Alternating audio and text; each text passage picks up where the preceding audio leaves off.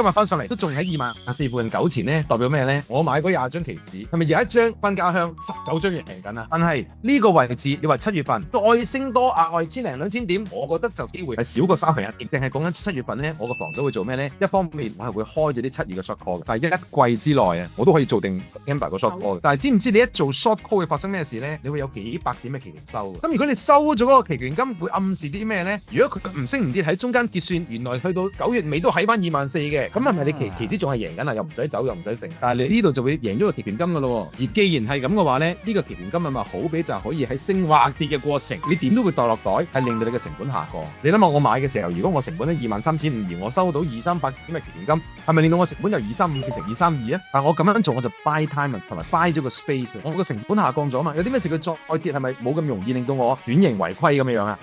立即報名，限時免費教學講座，期權大師 JK 手把手教你點樣掌握港股市場節奏，用知識技術提高勝算，用期權策略倍化利潤。